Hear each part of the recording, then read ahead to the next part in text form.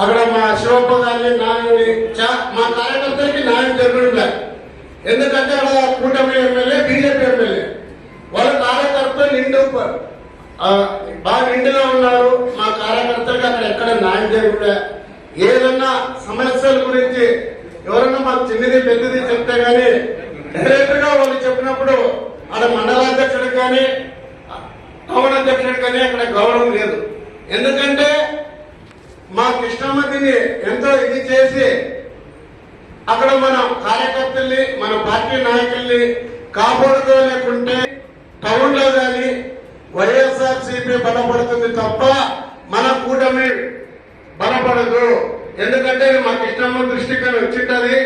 ఆయన ఎప్పుడున్నా మన కార్యకర్తలకి అందరికీ సరైన న్యాయం చేసి అక్కడ ఇది చేయాలా. అక్కడ ఎందుకంటే బీజేపీ ఎమ్మెల్యే ఆయన స్థానికుడు కాదు. స్థానికుడు అంటే మనం తల్లి పిల్ల వాళ్ళ అనేది ఉంటుంది. వాళ్ళు దగ్గర దొరుకుని మన నాయకులకు కానీ ఎవరికైనా కానీ ఇది చేస్తారు.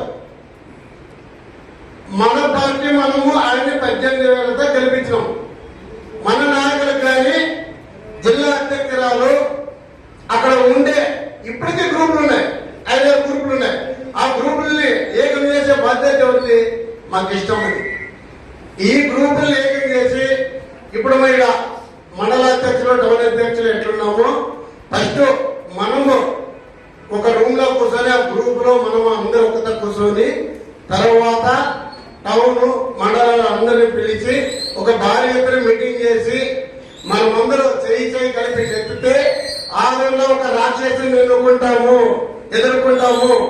లేకుంటే మన భవిష్యత్తులో తెలుగుదేశంకి ఏ నియోజకవర్గంలో ఎట్లుందో తెలియదు కానీ ఆ రోజులో చాలా ఇబ్బంది పడతాము.